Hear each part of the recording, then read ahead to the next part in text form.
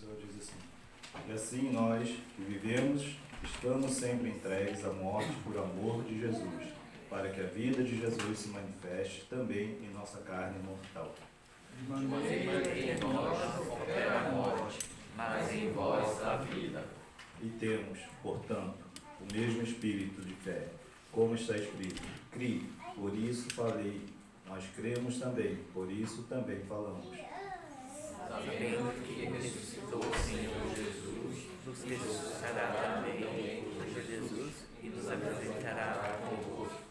Porque tudo isso é por amor de vós, para que a graça, multiplicada por meio de muitos, torne abundante a ação de graças para a glória de Deus. Por isso não desfalecemos, mas ainda que o nosso homem exterior se corrompa, o interior oculto se renova de dia em dia. Porque a nossa leve e momentânea tribulação produz para nós um peso eterno de glória, muito excelente. Não entendemos as coisas que se veem, mas não se veem, porque as coisas que vêm são temporais, e as coisas que não são eternas.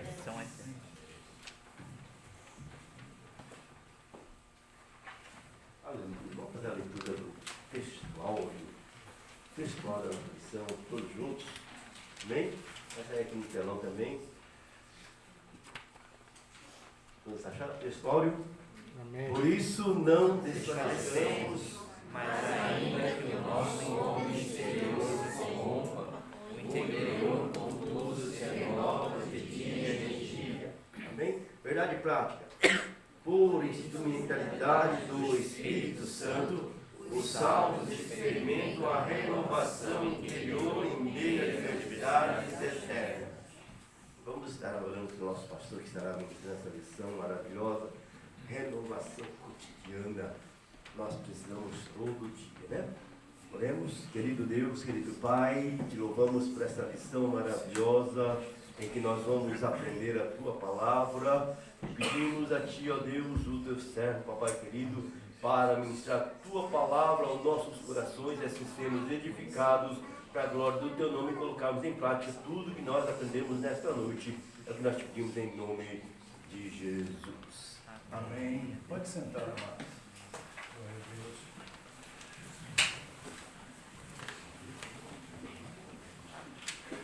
Amados, a renovação cotidiana do homem interior, ela é baseada exatamente nesse tema que nós temos na igreja, enchei-vos do Espírito. Nós notamos que a única forma de nós vivermos em comunhão plena com Deus é através do Espírito Santo. Amém? O Espírito Santo, ele nos dá graça, sabedoria e o conhecimento da vontade de Deus. Jesus falou que ele nos ensinaria todas as coisas. Mas existe nessa caminhada de fé, na nossa vida, a necessidade de nós estarmos sempre buscando nos afastar ou até mesmo saber como enfrentar e vencer as ciladas que o inimigo coloca diante de nós todos os dias. E ele não desiste, ele persevera. E se nós baixarmos a guarda, ele vai nos atingir. Amém? Então, na verdade, as provações da vida que Paulo fala, elas forjam também a confiança em Deus. Então vamos ler. Abra sua Bíblia. 2 Coríntios, capítulo 1. Vamos lá no versículo 9 até o 10. 2 versículos. Capítulo 1 de segunda carta de Paulo aos Coríntios. E no versículos 9 e 10. Você vai ver que Paulo, ele fala de uma forma que, melhor explicado para nós, dá para entender qual é a perfeita, agradável vontade de Deus. Pode ler, por favor, pastor. Mas já em nós mesmos tínhamos a sentença de morte, para que não confiássemos em nós, mas em Deus que ressuscita os mortos, o qual nos livrou de tão grande morte, e livrará em quem esperamos e também nos livrará ainda. Isso, ele vem de encontro àquilo que, de fato, a gente quer viver, o nosso eu, o nosso ego dia a dia. Enquanto nós não aprendemos a mortificar o nosso eu, nós vamos ter uma batalha a mais. Porque a luta nossa não é contra a carne, é principados e potestades. Mas a luta contra nós mesmos é pior. Porque os nossos desejos, a vontade da nossa carne, se não estivermos em consonância, ligados do Senhor pela palavra, pela oração, pelo jejum, a nossa tendência é se deixar levar. É mais cômodo aceitar as coisas que o mundo dá, é entrar nas ciladas do inimigo, usar nossa língua, usar nossa mente, usar as nossas vontades para fazer aquilo que agrada a carne. E aí, ao mesmo tempo, sabemos que isso ofende a Deus. Mas o inimigo quer isso, porque ao ofender a Deus nós nos sentimos mal e até temos medo de ficar muito perto de Deus pela palavra, pela oração, pelo fato de que Deus vai revelar. Mas o Espírito Santo, amados, ele é o nosso consolador. Ele também nos ensina todas as coisas. Nós temos que entender que isso faz parte da nossa vida diária. Hoje ganhamos a batalha, amanhã é outra. Nós não podemos vacilar. Porque você assim, mas eu estou tranquilo, estou sossegado, porque eu estou buscando a Deus, eu estou orando, eu já recebi a bênção, agora. Não, o inimigo ele não desiste. Ele usa todos os artifícios e procura ver qual é o seu ponto fraco. Procura ver qual é a área da sua vida que você mais é frágil ali naquela área. Aí ele vai usar exatamente aquela área para tentar desequilibrar você da sua caminhada com Cristo. E tem crente que vive cambaleando. Uma hora está bem, outra hora está mal, vive fazendo zigue-zague na fé. Então, na introdução ele diz: as adversidades externas são umas incontestáveis realidades. E apesar disso, por meio do Espírito, os salvos eles experimentam a renovação espiritual no interior da sua vida. Então, na verdade, quando nós lemos o versículo 16 do capítulo 4, que nós lemos, ele fala aqui: por isso não desfalecemos, mas ainda que o nosso homem exterior se corrompa, o interior, contudo, se renova dia a dia. Essa corrupção aí que ele está falando não é do corpo, não é o pecado, é os ataques do inimigo, é as situações que nós enfrentamos. E muita gente está sofrendo isso, até mesmo com doenças físicas. E nós somos, isso aqui é um tabernáculo, né? Nós não somos isso. Nós estamos aqui. Você está aí nesse corpo, mas nós somos alma e espírito. Quando aceitamos Jesus, nós tornamos espirituais. E então ele fala exatamente isso, que nessa vida nós estaremos com esse corpo mortal sujeitos a adversidades. Tantos problemas acontecem conosco, muitas vezes nós achamos, e tem-se a ideia de que antigamente falávamos que se está doente é porque está em pecado, se está... Não, mas irmãos, pode haver sim pecados por questão de doenças, por questão do pecado. Pecados trazem doenças. Um dos pecados que traz doença é a maledicência. É quando nós caímos na tentação de ficar falando mal das pessoas, falando mal da igreja, falando mal do pastor, falando mal dos líderes. Isso traz doença física ao nosso corpo. Já não é mais uma questão dessa fala de Paulo. Embora o nosso homem exterior se corrompa, essa forma que ele está dizendo Paulo sofreu muito, mas ele pegou muitas doenças por causa de apanhar por causa do Evangelho. Mas tem doenças que vêm não é por causa do Evangelho, vem porque a gente peca, vem porque a gente se deixa enganar pelo inimigo. E a gente está cheio de razão para falar às vezes. Mas eu tenho razão. Não é que eu quero falar, mas... Então essas coisas vão destruindo a nossa força interior, espiritual, e também por causa desse pecado que a Bíblia condena veementemente, o pecado da maledicência, o nosso corpo adoece. E ao adoecer, é como um castigo. Nem todo pecado, nem toda doença é por causa do pecado. Estamos sujeitos. O próprio Eliseu, que foi um profeta, e ele disse que pediu a Deus a porção dobrada da unção de Elias, ele morreu de doença. Então tudo isso corrobora para nós entendermos. Eu estou sofrendo porque é uma perseguição do inimigo, é um ataque, ou estou sofrendo porque eu abri a porta para isso. E quando você entender isso, você vai evitar de... Se você assistir um vídeo que eu até postei do pastor... esqueci até o nome dele agora. Subirá. Você não subirá. Ele fala que ele teve anos atrás uma doença e ele não entendia o porquê, e ele questionou a Deus, ele sofria, tentava, orava, jejuava e não parava a doença.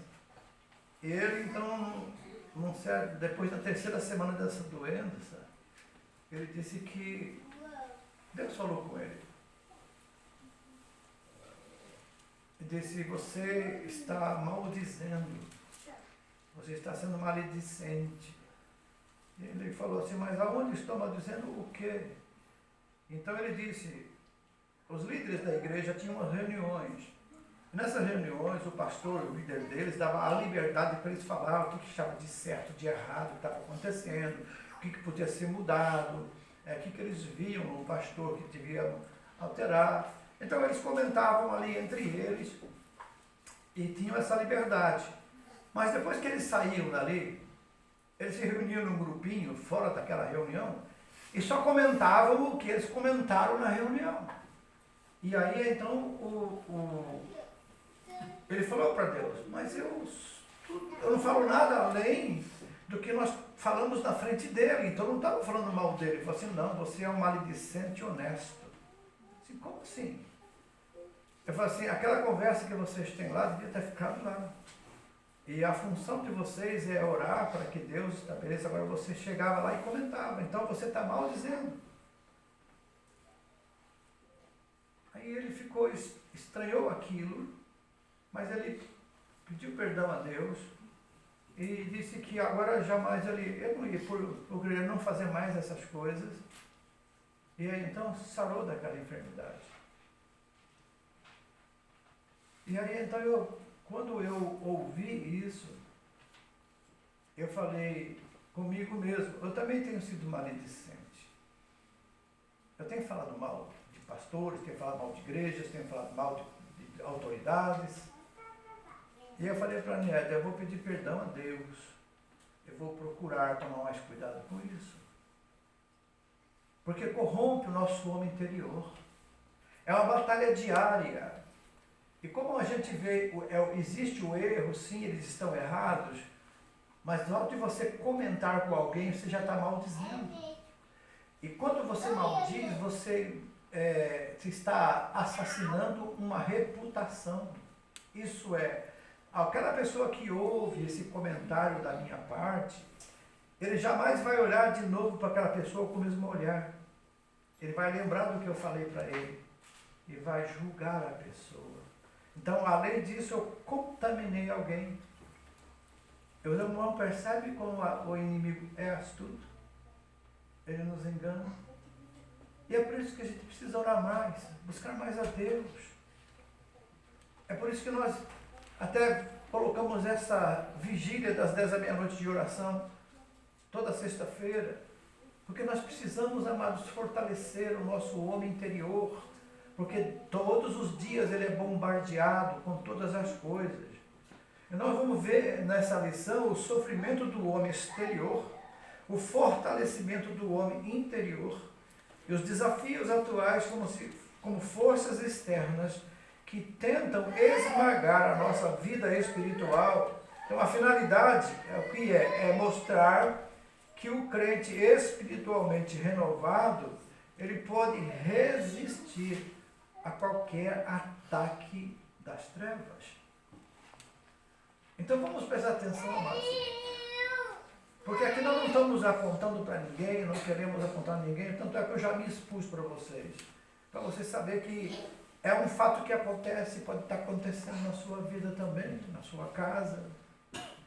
Esse comentário que a gente faz muitas vezes, os filhos estão ouvindo, as pessoas estão ouvindo, na fábrica os incrédulos estão ouvindo. E nós estamos pecando contra Deus quando fazemos isso. Então vamos nos corrigir. Deus, ele é um Deus de perdão, de misericórdia. E o Espírito Santo, ele nos ensina. Temos que dar lugar a ele. O primeiro tópico aqui, ele fala sobre o sofrimento exterior. Vamos falar sobre isso? A experiência do apóstolo Paulo. O apóstolo Paulo é um exemplo de um homem que sofreu adversidades externas, mas não perdeu a solidez da vida espiritual.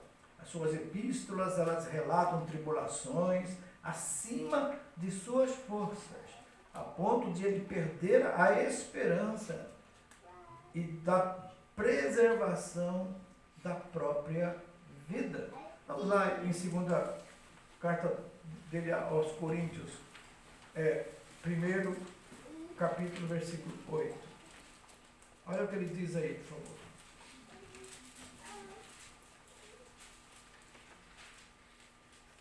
Porque não queremos, irmãos, que ignoreis a tribulação que nos sobreveio na Ásia, pois que fomos sobremaneira agravados, mais do que podíamos suportar, de modo tal que até na vida desesperamos. Então, tem a tradução, nova tradução transformadora, ela diz assim: irmãos, queremos que saibam das aflições pelas quais passamos na província da Ásia. Fomos esmagados, oprimidos além da nossa capacidade de suportar. E ele disse: pensamos que não sobreviveríamos. E ele foi assim, de fato, ele fala no 9, esperávamos morrer. Agora, qual foi o motivo? O motivo foi que ele estava pregando o evangelho, incomodando as trevas. Então, é um sofrimento que sofre na carne, mas fortalece no espírito.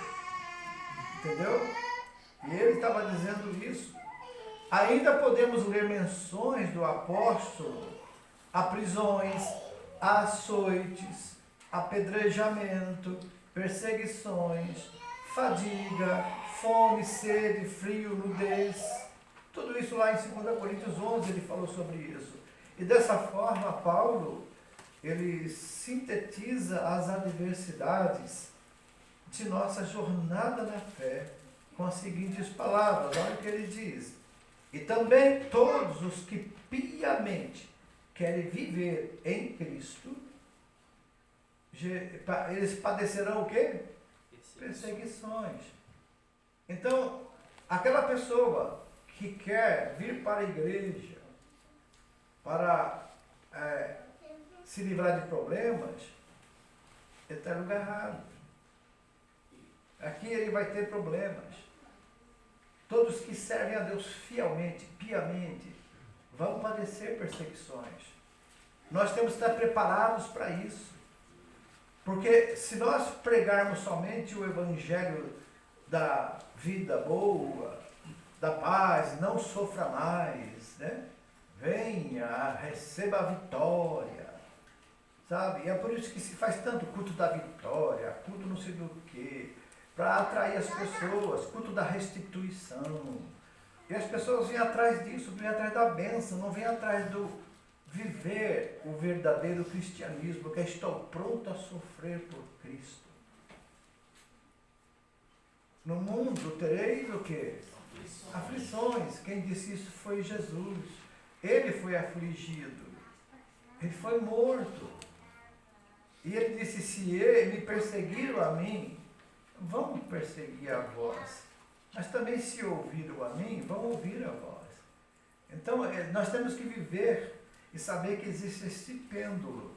Qual está pesando mais na balança da sua vida? A perseguição ou aquilo que você vê de comunhão com Deus, o seu homem interior, aquele fortalecimento espiritual? Se qualquer coisa que acontece, você já perde a paz, já perde a calma, já murmura, já xinga, é sinal que você não tem paz interior. E nós precisamos buscar essa paz. E só a encontraremos na Bíblia, na oração, através do Espírito Santo. Não tem outro jeito. Não adianta querer se livrar de um problema, você arranja outro. E vai acumulando. Agora, quando você enfrenta o problema na fé em Cristo, na oração, na consagração, você sai mais forte do outro lado. Enquanto você sofre na parte externa, o interior se fortalece. Então, não adianta a gente querer fugir. Nós cremos nisso, nós cremos no poder de Deus. E Jesus falou, vocês vão ter aflições no mundo, mas tenham um bom ânimo. Eu venci o mundo. Então, quem está em Cristo e é a nova criatura, tudo que vem é passado já agora. Passou, a luta foi. Então, você não guarda rancor, não guarda ódio, não murmura, porque você sabe que você vai ter que enfrentar isso. E quando você sabe e entende, aí você pode entender também, quando diz, mortificai os vossos membros na carne. Significa, amados, que nós temos que ser como se tivéssemos anestesiados para sentir dor física, dor na carne, dor na alma, nas ofensas, nos problemas. Então, quando você entende isso, você vive no Espírito, o que acontece? Você supera essas coisas. Nós estávamos conversando ontem, na oração, na vigília com os irmãos, toda vez que você aceita uma afronta, que você confronta também, que você vai para a briga, vai para a discussão, você se rebaixou. Você tem que descer ao nível da pessoa que está talvez cheia de problemas, cheia de situações na vida, na casa, na família. E ela faz alguma coisa, fala uma palavra e te ofende, você desce ao nível dela para também ofender e discutir e ameaçar. Você perdeu. A gente perde. Quando a gente ganha, sabe quando é? Quando você não reage. E você abençoa ainda. Foi isso que Jesus mandou, não foi? Abençoai aqueles que vos perseguem. Abençoe, não amaldiçoe. Nós temos obedecido isso. Nós temos feito como Cristo mandou, então nós estamos desobedecendo Ele. E Jesus falou, se vocês me chamam de Senhor, e eu sou mestre também, então façam o que eu mando. Por que vocês me chamam de Senhor, Senhor, mas não faz o que eu mando? É isso que ele falou para os discípulos. Então nós, ao obedecer, ao invés de perder, você está ganhando, amados. Uma pessoa que não reage a uma afronta, a uma decisão, eu vi até uma frase que diz assim, O inteligente resolve os problemas, mas o sábio evita os problemas. E a Bíblia fala que a gente tem que ser sábio. E o que é o princípio da sabedoria? O temor ao Senhor. Se eu temo a Deus, eu vou seguir o que a palavra diz, não o que o meu coração manda, porque o coração é enganoso. E quando eu sigo isso, eu estou vencendo essas batalhas. A pessoa não conseguiu, que o inimigo usou a vida dela, usou-a para provocar, para me cair da graça, para me perder a alegria, perder a paz. E se você reagiu, ele conseguiu o intento dele. E, veja, jamais será a pessoa, não olhe para as pessoas que te ofendem como se fosse ela. Nossa luta é contra o principado e potestades. Mas ele não aparece para você, ele usa pessoas. E quando você reage, você concede a ele a vitória. Só de nós, como crentes, rebaixarmos ao nível da pessoa para brigar, já demos vitória para o inimigo. Pode você ganhar aquela discussão, mas o inimigo é que ganhou. Eu aprendi isso, amados. Na América, eu já falei para vocês, numa reunião de pastores, eu fui acusado de várias coisas que não eram verdade. E quando eu ia revidar, rebater, o Espírito Santo falou para mim, não fale assim, peça perdão. E eu perguntei, perdão de quê? Como eu vou pedir perdão de uma coisa que eu não errei? Ele falou, peça perdão por você ter dado motivo para a pessoa, para ele pensar assim de você. E eu, quando falei isso, os pastores se admiraram. Eles estavam vendo que aquele pastor que estava falando, ele era um novato, ele não tinha muita experiência, e ele estava me ofendendo, reclamando de mim, que entreguei uma igreja para ele doente. E quando perguntaram qual era a doença, a unha pintada, cabelo cortado, essas coisas. E os outros, um olhava para o outro assim, como quem diz, né? Você vai acabar com esse cara. E eu falei, vou mesmo. Aí o Espírito falou, você não vai não.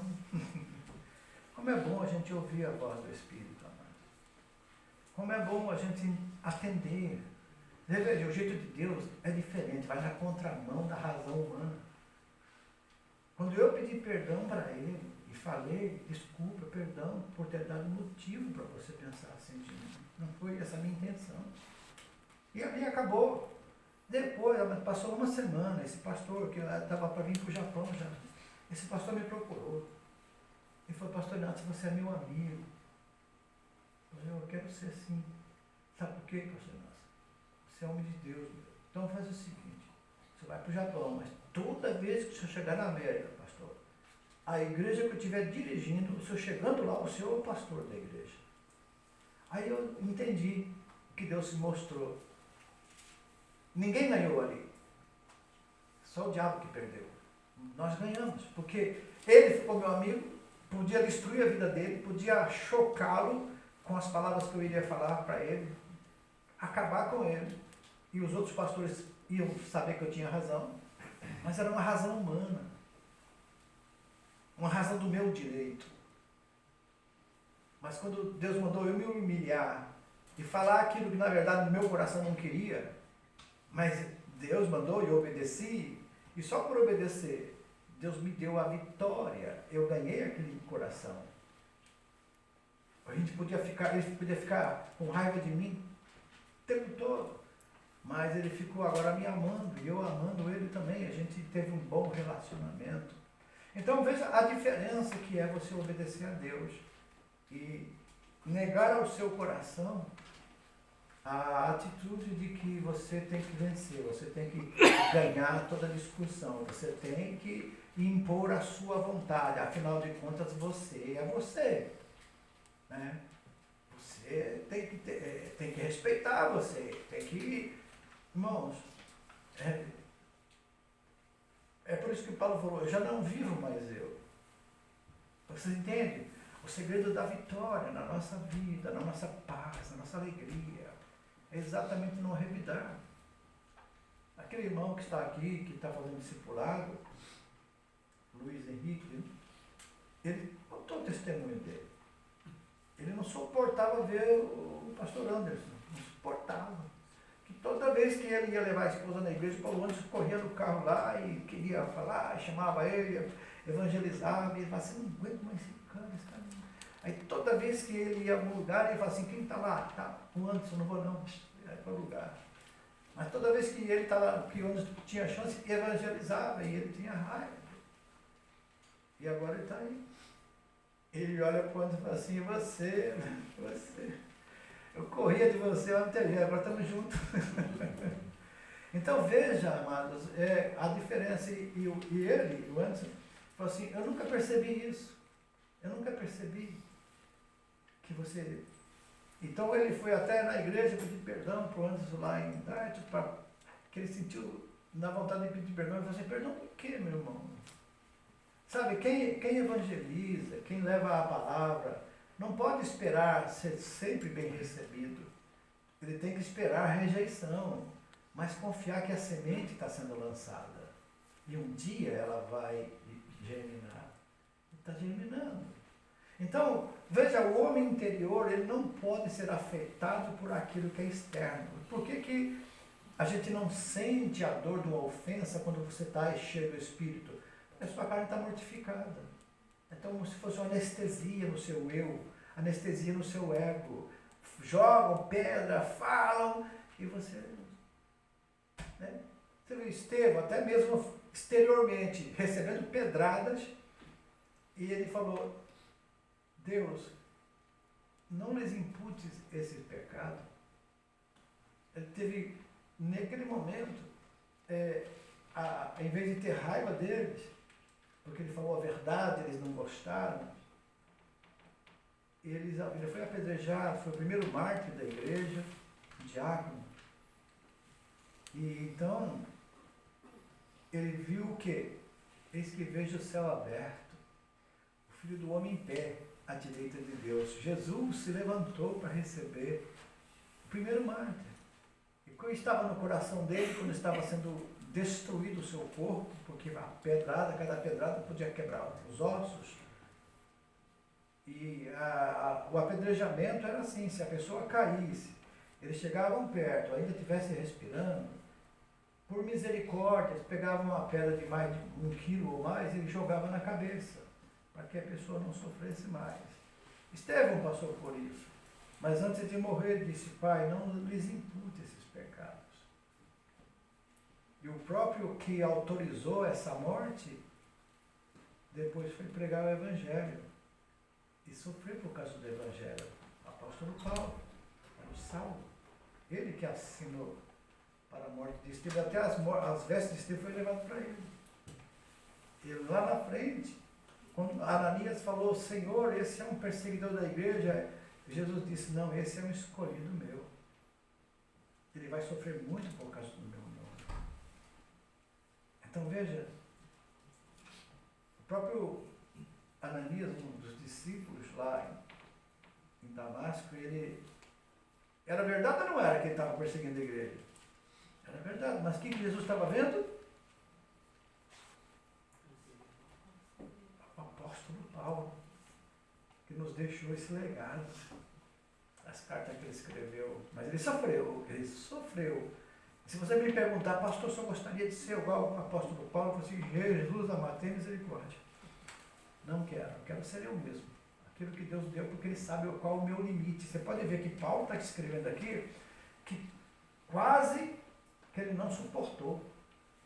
De tanto que ele foi perseguido e sofreu. Esmagado, injuriado, ofendido, apanhando de vara, de chicote, passando fome, passando frio, passando falta até de roupa. Ele tinha. Mas lá ele diz, posso todas essas coisas naquele que me fortalece. Então, ele não está contradizendo o que a Bíblia diz, que Deus não dará tentação acima da qual podemos suportar. mas sim junto com a tentação também dará o escape. Paulo suportou, ele está dizendo quase. Ele está dizendo aqui quase que eu estava morrendo, eu ia morrer, eu pensei que eu ia morrer, acabou. Mas Deus o sustentou. Então, a nossa vida tem que ser assim, amados. Deus tem que estar no controle. Agora, no subtópico 2, ele fala sobre, diante desse sofrimento, o apóstolo, ele não retrocede e tampouco nega a fé. E suas provações forjaram a confiança em Deus na sua vida e ministério. O que é forjar? É tornar mais forte. E ele diz, ele reconhece que suas fraquezas são instrumentos do poder divino. Sua vida está a serviço do Mestre, em favor dos escolhidos e para a glória de Deus. Sabe o que é viver para a glória de Deus, amados? É ser odiado pelo mundo. O inimigo nunca vai perseguir uma pessoa que não dá trabalho para ele, que não está atrapalhando o reino dele. Ele vai deixar aquela pessoa tranquila, porque domina ela. Mas quando você começa a buscar mais a Deus, aquele que quiser servir a Deus piamente, padecerá perseguições. Então você vai desistir para não entrar. Eu já vi gente falar, eu comecei a orar por aquela pessoa, o diabo começou a me retaliar, então eu não vou mais orar. Ele ganhou? Ele assustou você? Ele é maior do que o que está em você? O que a Bíblia diz? Maior é o que está em nós do que o que está no mundo. Se ele retaliar, aí você vai em cima mesmo, você persevera, porque ele persevera. O diabo persevera. Ele vai te tentar sempre. Ele é eficaz em colocar minhoca na cabeça do povo. Cara, aquelas coisinhas que a gente discute por coisas triviais. Entre a família, mesmo no casal, discussãozinha, cada discussão que não tem pé nem cabeça, mas estão discutindo. Aí fica com raiva no outro. Discute por causa de comida, discute por causa de roupa, discute por causa de falas. Uau! Veja que isso é uma demonstração que nós estamos precisando buscar mais a Deus. Amortecer o nosso eu, o nosso ego e viver uma vida espiritual. Vós sois espirituais, a Bíblia diz. Mas quando a gente quer viver na carne, a gente entra nessas pelejas. Então ele estava consciente da sua vocação. E o apóstolo declara, por isso não desfalecemos, ainda que o homem exterior se corrompa.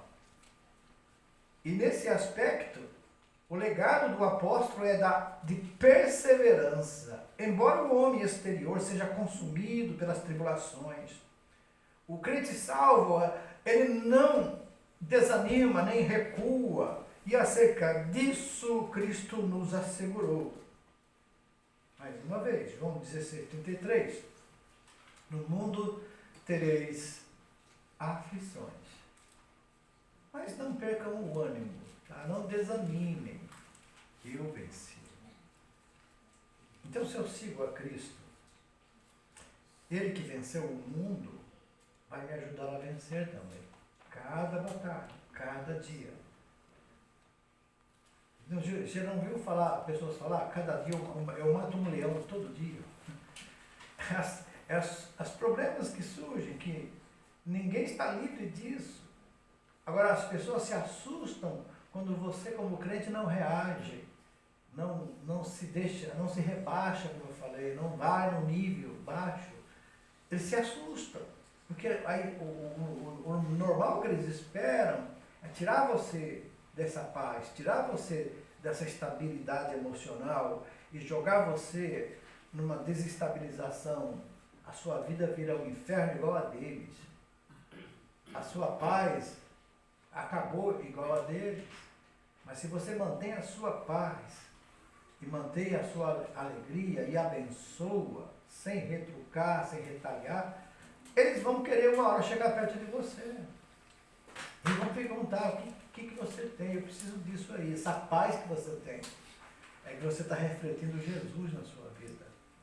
Ele não está vendo você. Ele está vendo Jesus. Se você é uma pessoa que sempre retruca, que sempre bate de frente, se você voltar e obedecer a palavra agora, começar a obedecer, sabe o que vai acontecer? As pessoas vão olhar para você. O que aconteceu? Mudou? Até o diabo fica espantado. Assim, olha, mudou, ele mudou, olha. Ele não está mais brigando, discutindo. Ela mudou, olha, ela não discute mais, não fica brigando, não fica. O que aconteceu, será? É que agora você está espiritual, agora você está buscando mais a Deus, agora o Espírito Santo está no controle da sua vida. O fruto do Espírito está sendo vivenciado e exercido por você, que é o fruto do Espírito que está em você. Paz, longanimidade, benignidade, fé, mansidão, mansidão, oh meu Deus, como a gente gostaria de ser manso todo o tempo, né? De vez em quando a gente até imita o manso, né? Mas é só pisar no calo que o manso vai embora. E o leão suja, a braveza. Isso nós, amados, somos inclinados a isso. É por isso que sempre é falado, a santificação, a busca a Deus nos livra dessa fraqueza. Nos torna fraco para nós mesmos. Nosso eu, nosso ego, ele é controlado pelo Espírito. Então, quando você pensa, mas eu sou assim mesmo, eu sou sanguíneo, eu sou colérico, por isso que eu sou assim. Aí o outro, mas eu sou fleumático, eu sou melancólico, são 4, né? Mas o crente tem que ter o 5º, que Freud não explica, nem a psicologia explica, porque é espiritual. É o guiado pelo Espírito. O guiado pelo Espírito, ele vai ter essa moderação, esse domínio próprio, que é fruto do Espírito. Quando a gente tenta se dominar, a gente se domina por um pouco tempo. Depois você explode. Você um dia rodei a baiana, eu explodi, chutei o pau da barraca. É assim mais ou menos que se fala. Por quê? Porque não aguentou mais. E por que não aguentou mais? Porque saiu do Espírito, entrou na carne. E a carne é carne, vira um açougue. Muita carne. Mas quando você está no Espírito, a carne ela é abafada. A esperança do crente, terceiro subtópico. Na Escritura, o contraste entre as aflições do homem e o poder de Deus estão assim representadas. Ele fala, atribulados, mas não angustiados. Isso é, quando eu me angustio, é uma situação de perda de controle.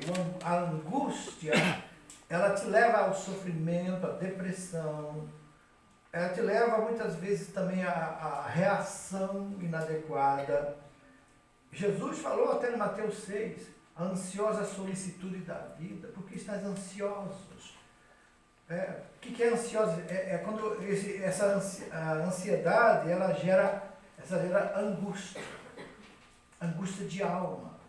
Jesus teve angústia de alma, Maria teve angústia de alma, todos nós temos angústia de alma.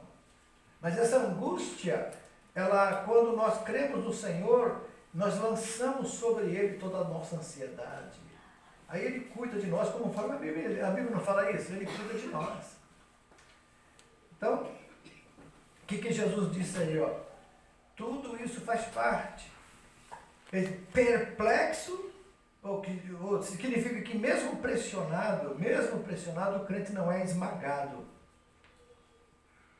Perplexos, mas não desanimados. Indica que mesmo confuso, o crente não se desespera. Você fala assim, Deus está no controle, sabe? É uma das armas. Deus proverá. Isso vai passar. Entendeu? São coisas que você vai usando, confiando nele. Que ele vai cuidar. E ele cuida. Ele fala que cuida. E quando você começa a repetir essas palavras, você está falando para você mesmo. Deus proverá. Isso vai passar. Vai melhorar. Isso, deixa baixar essa poeira. Depois eu converso com essa pessoa. Tá, entendeu? É não falar na hora. É não retrucar na hora. É esperar um pouco. Sai dali. Sai do ambiente. Sai do lugar. Vai orar. Fala com Deus. Deus, me dá sabedoria. Como eu lido com isso? Como eu lido com essa coisa? Aí quando você começa a falar com Deus, o Espírito Santo que habita em você vai começar a te orientar. Vai começar a te orientar. Até falar para você se humilhar, como fez comigo. Se humilha. Pede perdão. Cheio de razão. Eu estava cheio de razão. Mas ele falou, pede perdão. E se eu não obedeço, quem sabe alguma coisa pior pudesse acontecer com aquela pessoa.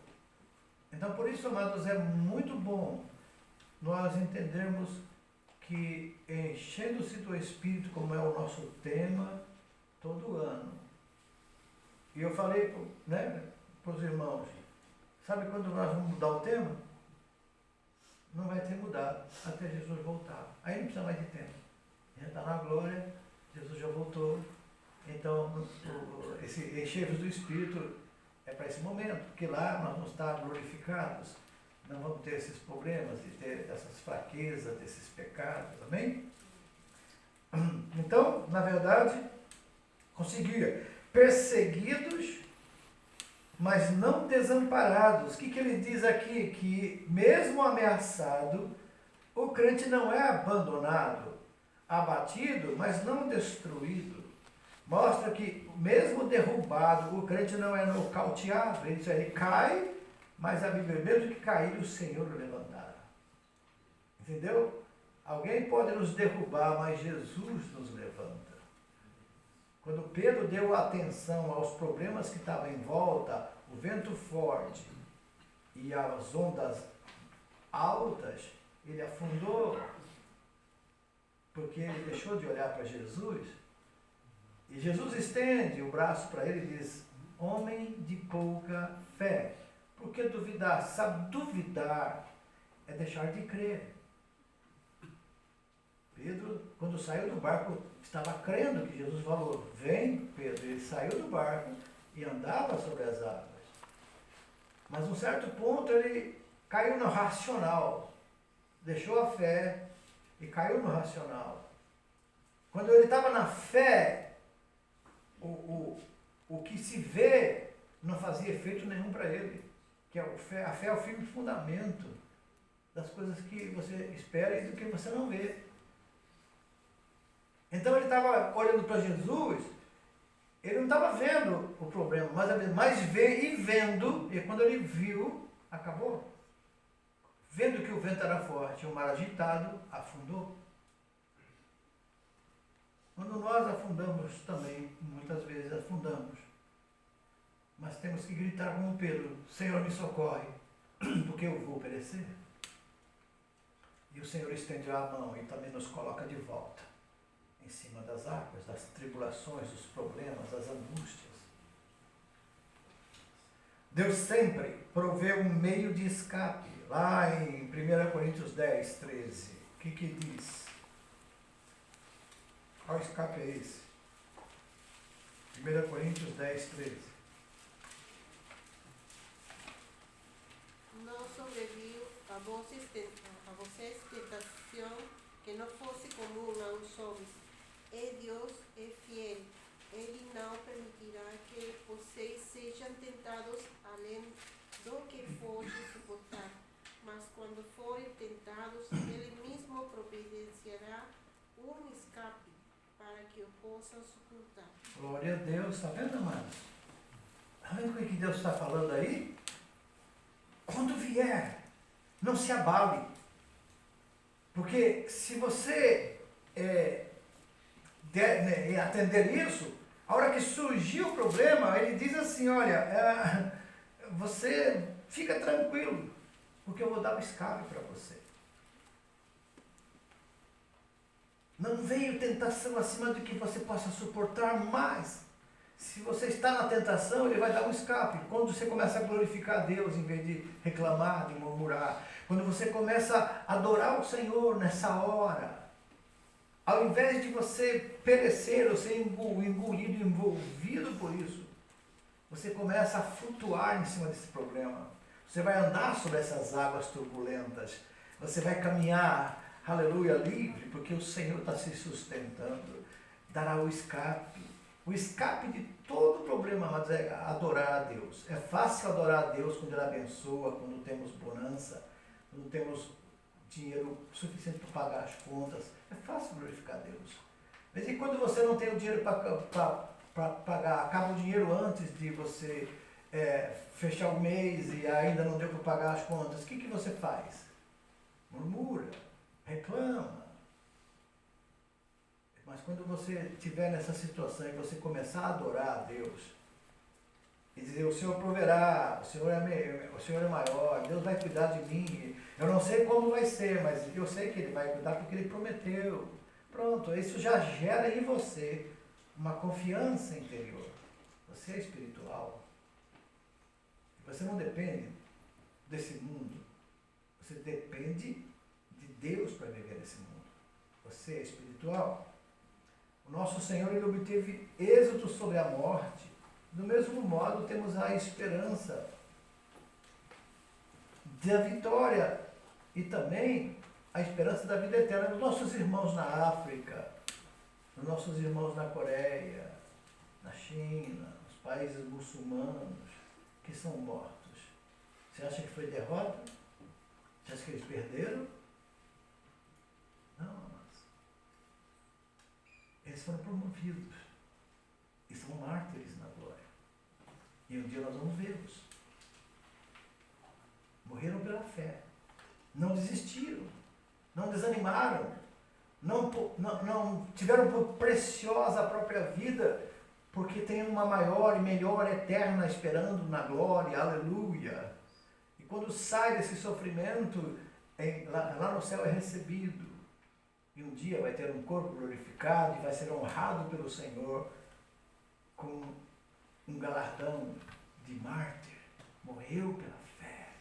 Não negou a fé, mesmo diante da morte.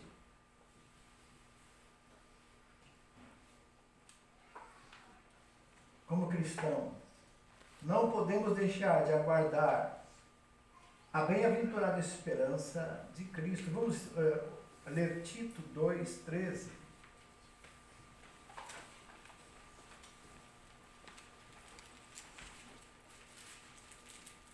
Aguardando a bem-aventurança, esperança e o aparecimento da glória do grande Deus, o nosso Senhor Jesus Cristo. Então, o que ele está dizendo aí? Enquanto aguardamos esperançosamente, essa esperança, Cristo em nós, esperança da glória. Se Cristo está em você, a nossa esperança não está nesse mundo. Esse mundo tudo vai ser passageiro. O que é visível, o que você vê, isso tudo é passageiro. O que nós não vemos é eterno. E nós cremos pela fé. E essa fé nos leva a ver o invisível. Pela fé nós enxergamos o futuro glorioso, a vinda de Jesus, o arrebatamento da igreja, a nossa comunhão com Ele, as bodas do Cordeiro, o tribunal de Cristo para recebermos o galardão pela fé. Não é visível, difícil para alguém que só crê se vê. Se eu ver, aí eu creio. Difícil para esse. Jesus falou quando falou a Tomé, bem-aventurado que não viu e creu. Entendeu? Essa visão espiritual é muito melhor do que a cegueira espiritual. Os fariseus, quando Jesus curou o cego, eles tentaram por todo o meio dissuadir o cego que lá não foi Jesus, foi Deus que fez, foi dar glória a Deus, porque foi Deus, esse homem é um pecador. Ele falou assim, mas se ele é pecador, como é que Deus ouve? Nunca se viu falar na história da humanidade que alguém, um cego de nascença, chegou a ver. Se ele é pecador, como é que Deus atendeu ele? Então veja que nós somos tentados a descrer. E Jesus avisou para os fariseus. Quando ele fala assim, aqueles que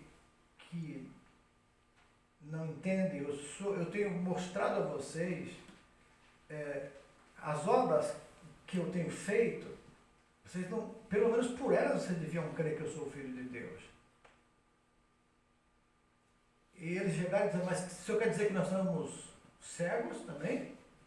Eu falo assim, se vocês fossem cegos, vocês não teriam pecado. Mas como agora vocês dizem que veem, então vocês permanecem no pecado. Sabe por quê? Esse ver de Jesus era espiritual. Enxergar o mundo espiritual, enxergar que Jesus era o Filho de Deus, eles não conseguiam. Porque estavam muito ligados a Moisés, à lei. E quem fica grudado na lei morre, não enxerga espiritualmente. Jesus veio não para tirar a lei, ele veio para cumpri-la por nós. Então, em Jesus se cumpre toda a lei. Quem tem Jesus tem tudo. Ele é a nossa justiça diante de Deus. Agora, essa sinopse diz que o apóstolo Paulo sofreu muitas aflições, mas ele se manteve fiel. E nós devemos seguir esse exemplo. Ok? Então, quando Paulo diz, sede meus imitadores, ele está dizendo só imitar nas coisas, ele está dizendo imitar no sofrimento também.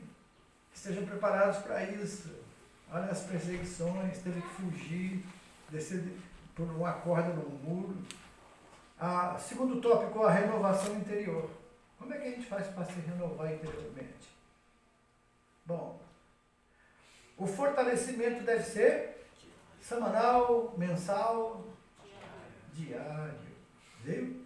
É uma coisa que a gente, a partir do momento que você creu em Jesus, foi transportado do reino das trevas para o reino da luz.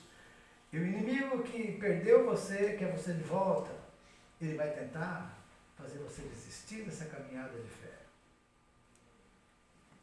A Bíblia enfatiza que o Espírito Santo é o agente que habilita o cristão a manter-se firme na adversidade. João 14, 16, 17, vamos ler?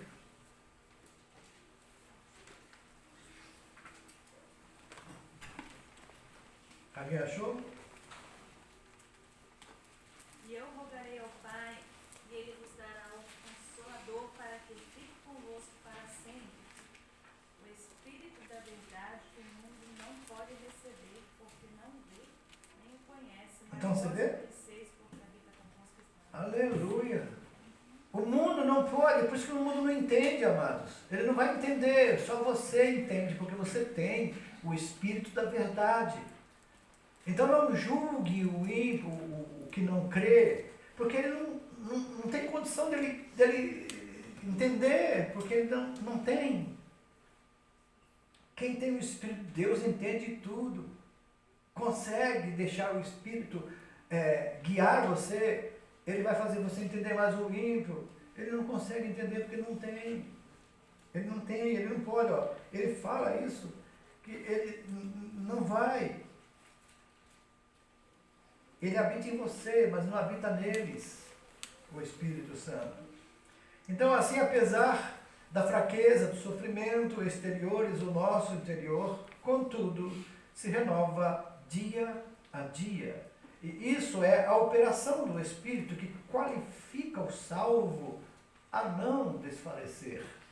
Do ponto de vista das disciplinas espirituais práticas, esse renovo ocorre por meio da santificação pessoal, da fidelidade, da reverência, da oração, do jejum, do temor a Deus.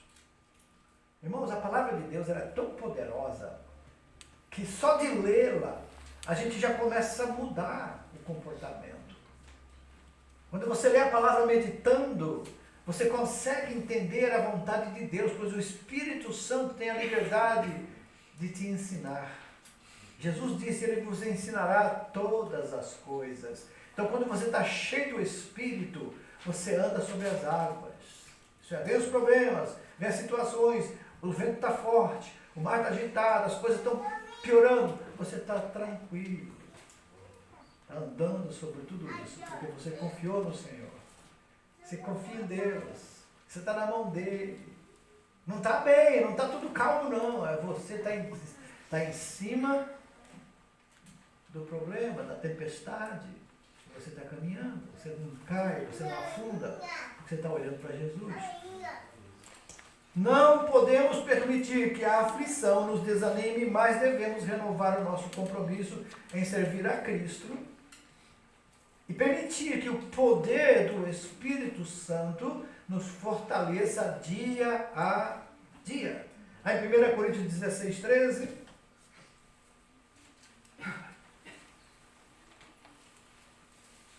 1 Coríntios 16, 13. Vamos ver? Vigiai, estáis firmes na fé, portai-vos varonilmente e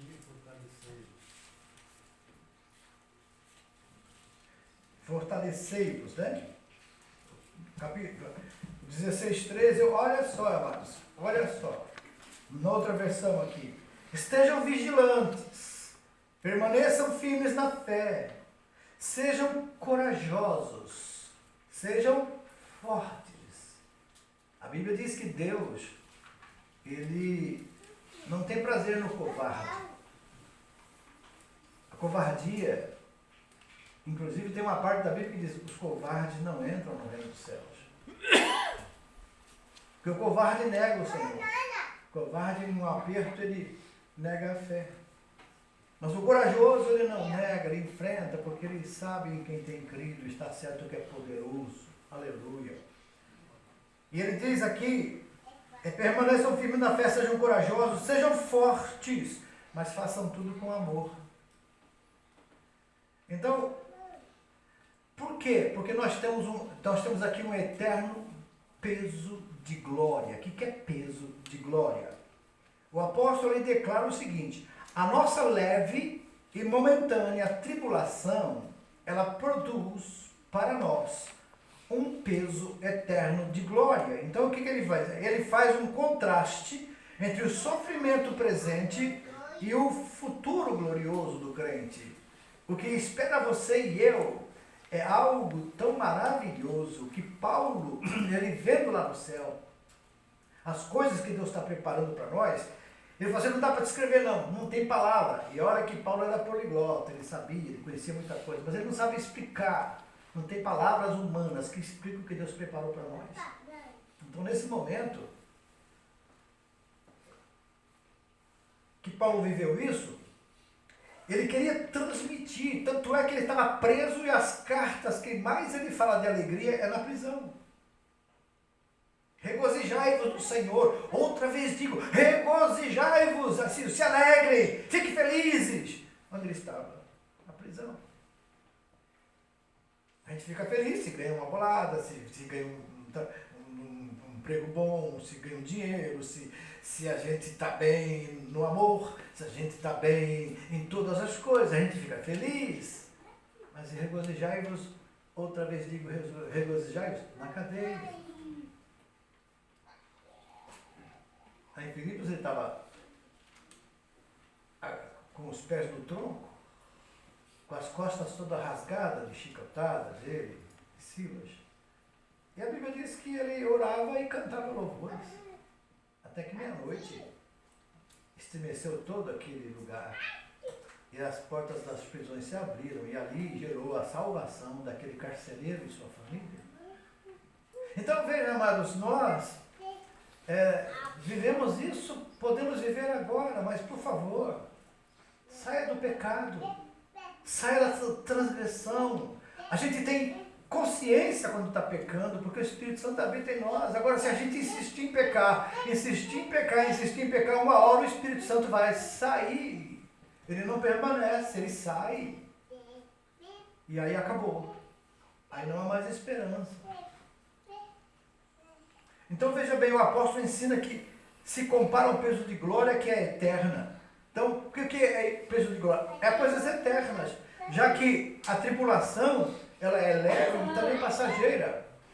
Então, nesse sentido, a adversidade serve como instrumento encorajador do homem interior, que ele impulsiona esse homem interior a prosseguir. Como diz, estão achando ruim que eu estou falando de Jesus? Estão achando ruim que eu sou crente? Então estou no caminho certo. Então estou no caminho certo. Se estou incomodando o mundo, incomodando as trevas, então estou no caminho certo, porque eu sou luz. A luz incomoda as trevas. Né? Então, na verdade, é que a fé ela se renova sempre à medida que o crente é capaz de suportar as tribulações. Ela vai se fortalecendo, vai se fortalecendo. Portanto, faz-se necessário sermos sábios diante da tribulação. O que é ser sábio? Fugir da murmuração, né? Reconhecer que as lutas, segundo o critério de Deus, são inevitáveis. Entretanto, as Escrituras ratificam que as aflições deste tempo não podem ser comparadas com a glória do porvir que nos espera. Então, no subtópico 3 aí, a visão da eternidade fortalecida em Deus, tendo plena consciência da vida vindoura. O que o cristão é exortado? A não focar nas coisas que se veem, mas daqui não se veem, porque o que se vê é temporal. Tudo aquilo que você vê é temporal. E as que não se veem são eternas. Então, os jovens são muito tentados nessa área, porque o mundo oferece para eles tudo que eles podem ver e desfrutar. Deus também dá a eles a promessa de desfrutar, mas só que uma eternidade. Algo que não acaba, algo que é eterno.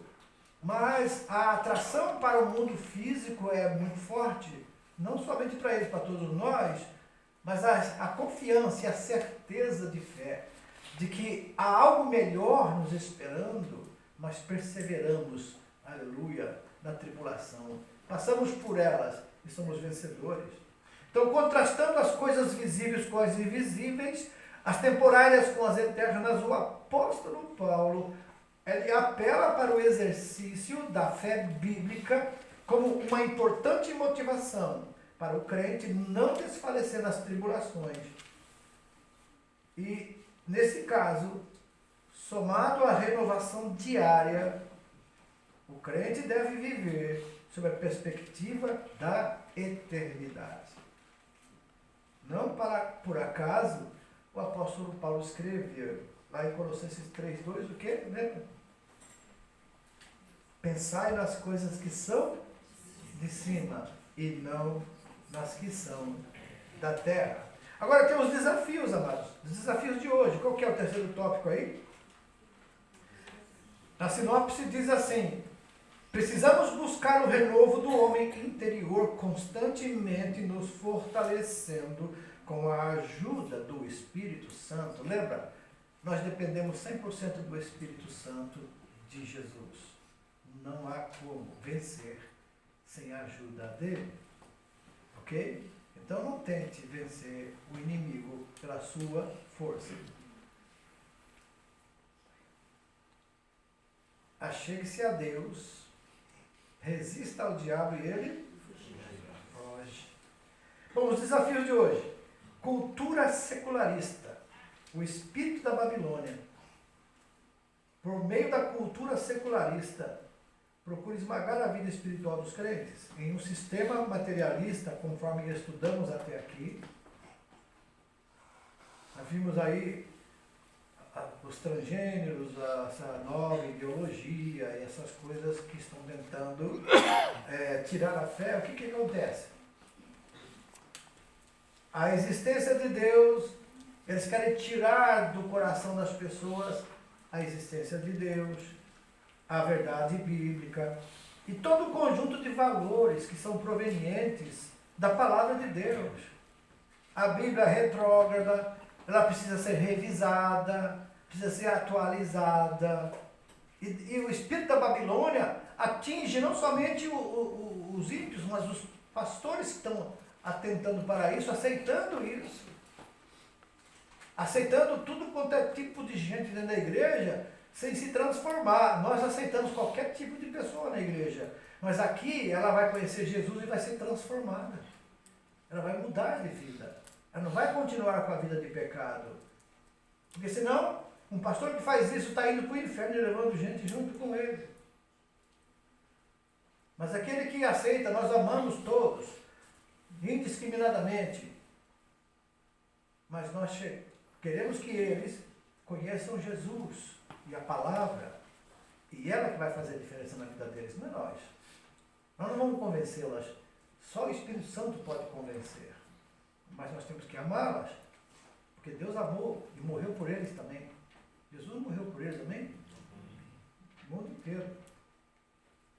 Diante desse ataque, o Altíssimo continua a buscar um povo que esteja renovado, por dentro resista aos ataques externos e tome posição contra o advento do mal. Olha, Ezequiel 22:30, Deus está falando que ele procurou alguém. Ele está procurando alguém que se coloque na brecha. Mas eu não tenho encontrado. Então, amados, será que nós também não podemos sentir isso? Deus quer usar a sua vida para se colocar na brecha, isso é, tem brechas na sua vida? Tem brechas. Deus quer colocar brechas. O quê? Tampá-las.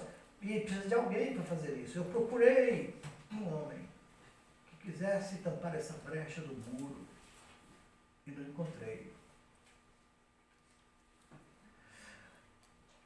O relativismo doutrinário. O que é relativismo?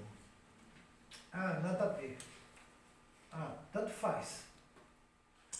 Não sei. Você pensa assim, eu penso assim, cada um fica com a sua. Quer dizer, não existe uma verdade absoluta. A palavra de Deus pode ser ou pode conter. Muitos dizem, não, toda a palavra de Deus, toda a escritura é inspirada. Alguns dizem, não, ela contém, ela não é toda. Tem coisa de homem aqui no meio. Ok. Então vamos lá. Se a pessoa disser que tem homem aceitar, aí a senhora pergunta qual parte que foi Deus e qual parte que foi o homem. Aí ela não vai saber responder, então é uma coxa de retalho. Cada um vai escolher aquilo que bem, e a Bíblia avisou isso, né? Paulo falou que procurarão, sofrerão comichão de doutrina nos ouvidos, e procurarão aqueles que falem aquilo que ele quer ouvir. Aí eles vão para lá. Não o que precisa, mas o que quer ouvir. Então, na verdade, esse ataque procura matar a nossa vida espiritual e é o processo de desconstrução do fundamento da fé. E não podemos tolerar a relativização doutrinária. Ora, relativizar a doutrina bíblica é enfraquecer o homem interior. Não há como renovar a nossa vida espiritual sem ter em alta conta a palavra de Deus. Então não se pode fazer uma releitura seletiva da Bíblia para agregar à igreja aos que aceitam ou não aceitam essa doutrina. Lá em 2 Timóteo 4:3, vamos ler rapidamente, estamos já encerrando.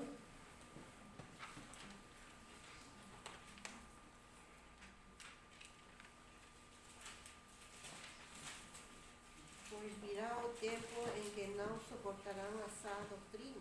Ao contrário, sentindo coceira nos ouvidos, juntarão mestres para si mesmos, segundo os seus próprios desejos.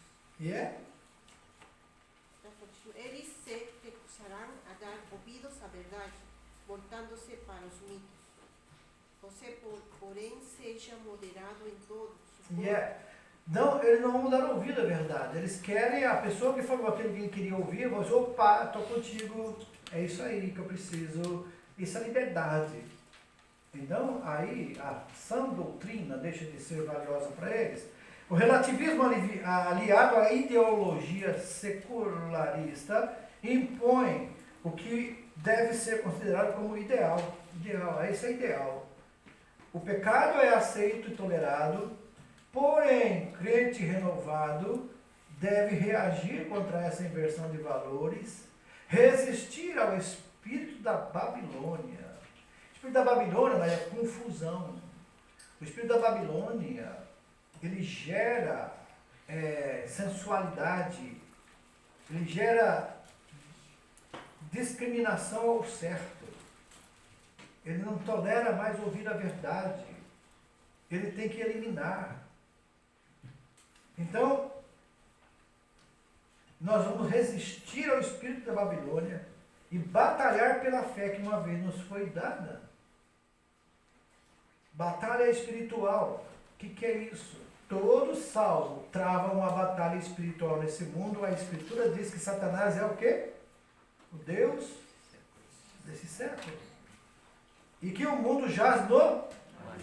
Agora, por isso, nossa declaração de fé realça que foi com engano que ele começou as suas atividades contra o homem, e é com essa arma que o diabo e seus agentes ainda seduzem as pessoas neste mundo. Outros sim, os espíritos malignos. Olha, amados, presta atenção, os espíritos malignos, eles têm a capacidade de influenciar os que vivem na desobediência, manipulando, aprisionando e colocando a pessoa contra Deus. Hoje nós vamos, tem crentes que dizem que não aceitam o que a Bíblia diz. Não, eu não aceito isso. Uau, mas é a Bíblia. Mas não é desse jeito. Tem que reinterpretar isso. Por quê? Porque eles querem continuar no pecado, dentro da igreja, achando que está dentro da igreja estão salvos. Por isso a Bíblia alerta que a nossa luta não é contra homens, mas contra demônios.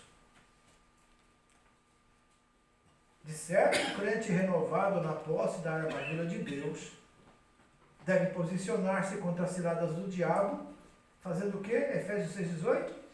Orando em todo o tempo, com toda oração e súplica. Você pode orar na fábrica trabalhando, você pode estar mentalmente falando com Deus, pode ver uma situação, Deus tem misericórdia, me ajuda a entender. Uma pessoa que vem te confrontar, você já pede, mentalmente você já fala com Deus. Então essa ligação com Deus nos evita do inimigo conseguir encaixar o dardo inflamado, a seta maligna na sua mente e você reagir. Você fala com Deus. Deus está em você e com você todo o tempo. Amém? Então nós temos que entender isso, viver isso, e nós seremos vitoriosos. Agora, conclusão. A sinopse 3 diz assim: a cultura secularista é o relativismo doutrinário. Eles combatem a fé cristã e precisamos nos fortalecer para vencermos essas batalhas espirituais. Então, durante a existência do corpo mortal, nosso homem exterior estará sujeito às tribulações desta vida, apesar do padecimento e das aflições. O nosso homem interior não deve desfalecer, mas se renovar por meio do poder de quem? O Espírito Santo. Que nós podemos fazer isso.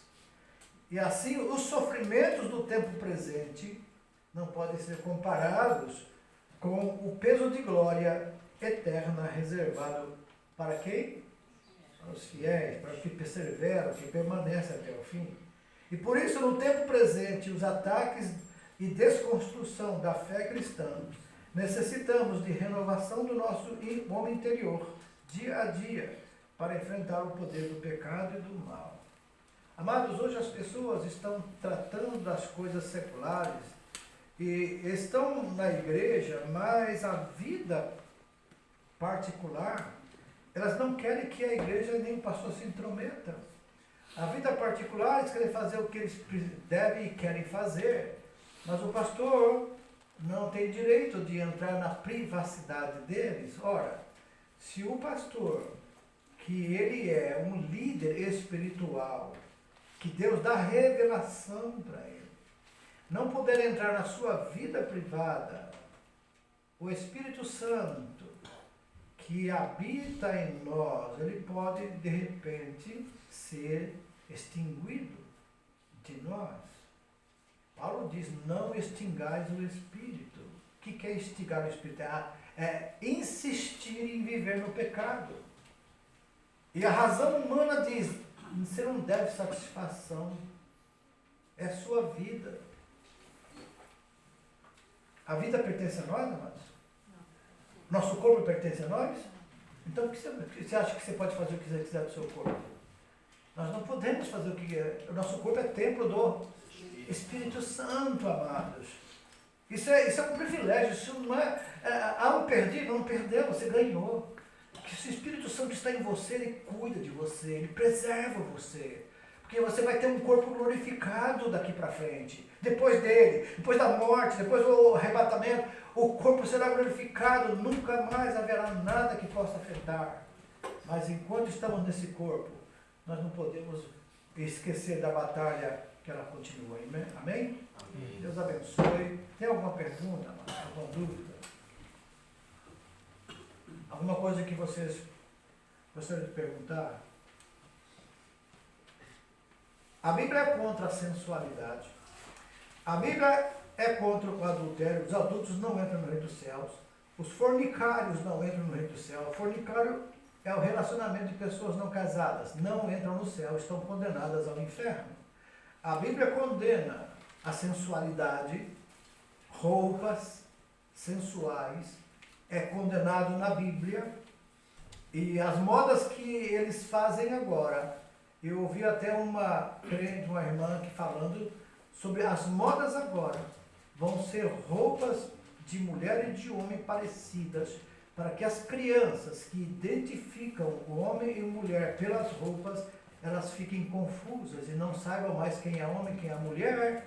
E aí as escolas estão ensinando que a criança, quando crescer, ela vai poder escolher o que ela quer ser. Se ela quer ser homem ou quer ser mulher. Isso é que está acontecendo agora. E se nós não preservarmos na cultura bíblica de um crente fiel, conforme a Bíblia ensina, que nós devemos nos vestir com pudor e modéstia, com trajes honestos. Eu já expliquei para a igreja, traje honesto, aquele traje que você usa, que não desperta desejo no sexo oposto, mas que você pode se vestir bem.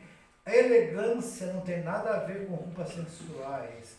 Elegância tem que ver com uma moda certa, um tipo certo de roupa. E a Bíblia não dá o tipo de roupa, dá que deve ser vestir com pudor, com modéstia. Hoje o pudor no mundo está ficando cada vez menos observado. As mulheres estão despudoradas.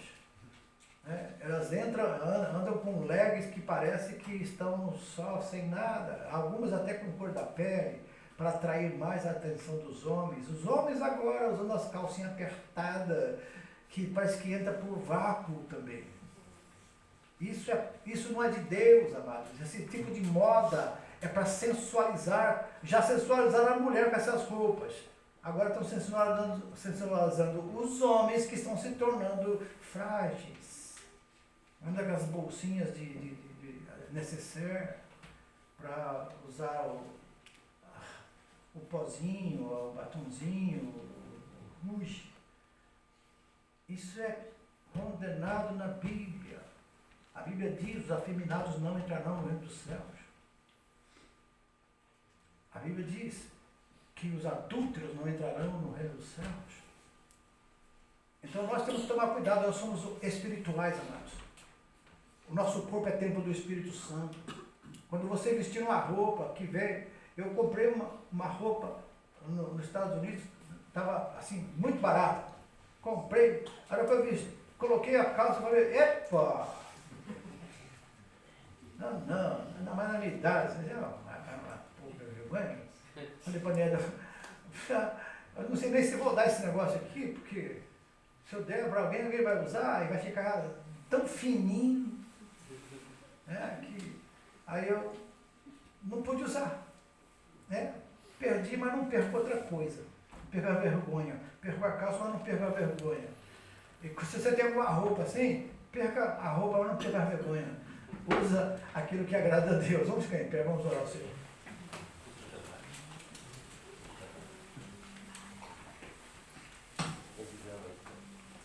revisãozinha aqui com o nosso exemplo aqui. Qual o exemplo que nós podemos contemplar, amados, na vida do apóstolo Paulo?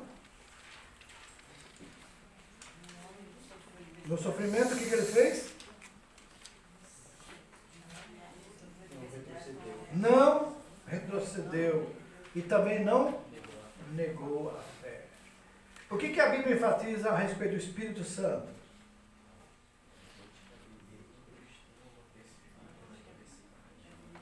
Ele é o agente, né? Que habilita o cristão a manter-se firme na adversidade. Então você tem que ser cheio do Espírito. Aí você vence todas as adversidades.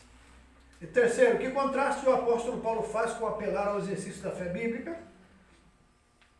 As coisas que são visíveis com as invisíveis que são eternas, temporárias. As invisíveis são temporárias, as invisíveis são eternas. Então, de acordo com a lição, o que o espírito da Babilônia nega? Realidade espiritual, a existência de Deus, a verdade bíblica, tudo aquilo que provém de valores que a Bíblia ensina, eles querem destruir. O que a Bíblia nos alerta a respeito da nossa luta? Não é contra a carne, não é contra o homem, pessoas, não é contra demônios, tá? Então que Deus nos abençoe, nos ajude cada dia na vitória espiritual, amém? Mas coloque em prática agora na sua vida, a partir de segunda-feira, quando vocês forem para a fábrica, fala, Deus me ajuda que hoje eu quero ser diferente, eu quero ser uma bênção nesse lugar, eu quero professar verdadeiramente a minha fé, e você vai ver o resultado daqui a pouco, amém? Vai honrar a Deus onde você estiver. Pai querido, obrigado. Mais uma vez nós estudamos a Tua Palavra e vimos como ela é poderosa e verdadeira. Através dela, Pai, nós conhecemos a Tua vontade e nós percebemos aonde estamos errando para mudar. Ajuda os Teus servos e Tuas servas que estão aqui, que em algum ponto desta lição elas se acharam incluídos. A todos nós, Pai, possamos colocar em prática, adorar a Ti através da nossa atitude, glorificar o Teu nome através do nosso comportamento diante das pessoas. Por isso, obrigado por esse momento. Obrigado, meu Deus, pela Tua provisão. Obrigado pelo Teu Espírito Santo que habita em nós. E agora, Pai, abençoa a Tua igreja. Ajuda as famílias, os jovens, as crianças. Tenha misericórdia de nós. Em nome de Jesus oramos. Amém.